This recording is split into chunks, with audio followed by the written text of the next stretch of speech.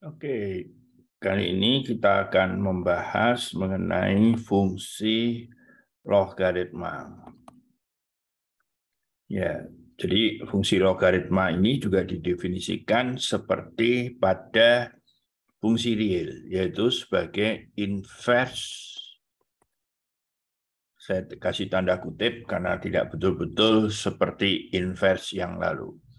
Inverse dari fungsi eksponensial. Ya. Nah, jadi ingat kalau kita punya fungsi kompleks eksponensial, maka dia adalah periodik sebesar 2pi ya. Jadi E pangkat Z plus 2pi bahkan dikalikan dengan N itu balik lagi ke Z ya. Jadi kalau saya gambar ini adalah XY dan kemudian ini adalah UV, misalkan ini kita jatuh di sini, maka kalau ini saya tambah dengan 2pi, dia juga jatuh ke sini, tambah 2pi, jatuh nilainya ke sini, kurangi 2pi, juga jatuh ke sini. Jadi dia akan punya banyak nilai, dari banyak menjadi satu. Nah, yang logaritma nanti kebalikan. Satu titik ini punya nilai banyak. Ya. Jadi kita ingin mendefinisikan fungsi ya, W sama dengan log Z. Apa ini? Dengan tentunya Z-nya adalah X plus YI. Nah, seperti pada fungsi real, di fungsi real artinya adalah Z itu E pangkat W. Ya. Jadi kalau kita gambar,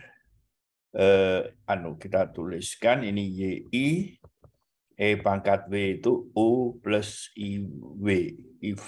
Ya. Nah, ini kan hasilnya menjadi apa? E pangkat U kali E pangkat IV. Ya. Jadi kita harus menuliskan dia, harus dituliskan dalam bentuk polar, yaitu modulus Z kali I argumen dari Z. Nah, ini harus sama dengan E pangkat U kali EIV. Jadi dari sini kelihatan bahwa E pangkat U itu haruslah sama dengan modulus Z. Ya. Jadi U-nya kalau begitu adalah kalau di buku ditulis dengan menggunakan loh besar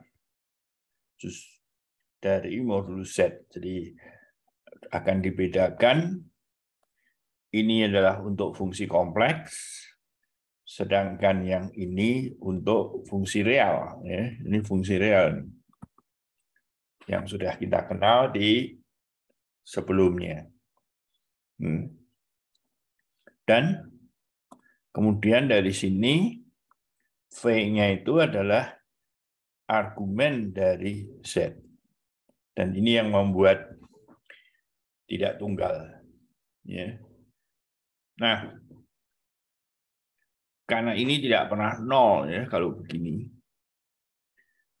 Dia tidak pernah nol. Kenapa tidak mau ditutup ini? Ya. Karena dia tidak pernah nol, maka tentu saja setnya, ya, karena ini tidak pernah nol, maka ini juga tidak boleh nol. Ya. Jadi di sini kita lihat bahwa set itu tidak nol. Nah, jadi kita definisikan arti dari W sama dengan log Z adalah fungsi dalam tanda kutip karena nilainya banyak ya, yaitu W sama dengan U plus IV dan itu adalah log maaf tadi ditulis begini ya untuk fungsi realnya. Harga mutlak Z dan I adalah argumen dari Z. Gitu. Ya. Dan tentu saja argumen dari Z itu boleh ditambah dengan 2 Kpi ya. Gitu. Dengan K-nya adalah 0, plus minus 1, plus minus 2, dan seterusnya. Jadi dia nilainya banyak. Oke, nah hal-hal yang lain itu dapat dilihat di buku, ini prinsip dasarnya, dan sifatnya itu sama dengan di real ya, di real, yaitu bahwa log dari Z1 kali Z2 adalah log Z1 plus log Z2 dengan menghitungnya argumennya disesuaikan. Demikian pula log dari Z1 dibagi Z2 adalah log Z1 minus log Z2. Ini Z2 begitu. Nah, buktinya ada di buku. Oke.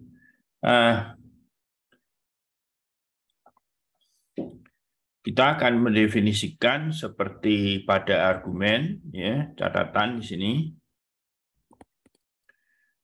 Kalau ini adalah log untuk real, ya, ditambah I, ingat ini argumennya adalah argumen utama yang nilainya dari min P sampai P, ya, dan ini yang akan kita tulis sebagai log dari Z.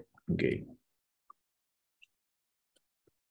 Jadi karena disesuaikan dengan ini karena memang sekarang nilainya menjadi tunggal ya, hanya ada satu karena argumen dari Z-nya itu seperti kita ketahui nilainya adalah dari P sampai min P ya. Jadi ini tidak boleh ditutup karena kalau ditutup menjadi tidak kontinu ya. Jadi kita akan selalu asumsikan bahwa daerah definisi dari fungsi besar ini itu adalah semuanya kecuali ini diambil. Oke.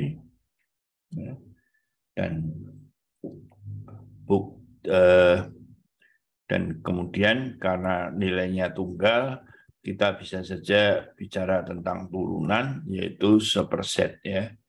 Dengan setnya itu di tempat ini yang disebut D ini ya.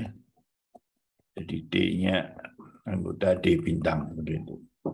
Oke, detail dari buktinya saya tidak akan membahas di sini dan tentu saja berkaitan dengan fungsi harmonik itu jadi mudah dibuktikan bahwa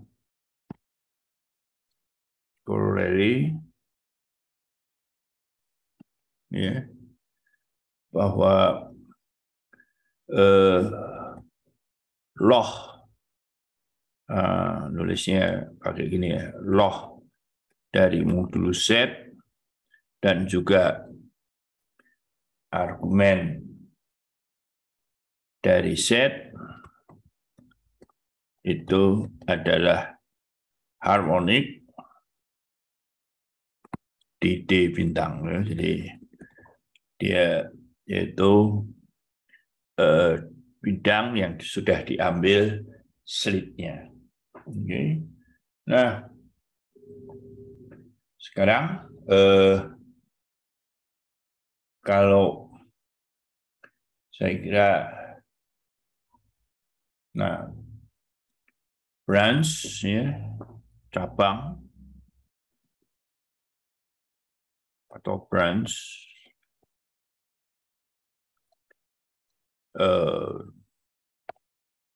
branch. Nah, jadi kita tahu bahwa kalau fungsi Z, ya, loh Z itu dia punya seperti spiral begitu ya.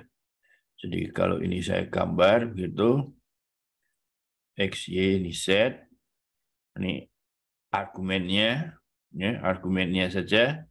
Jadi argumennya yang kecil, ini 0 gitu ya. Kalau ini misalnya mulai dari 0, dia naik balik lagi, dia sudah naik lagi sebesar 2pi ya.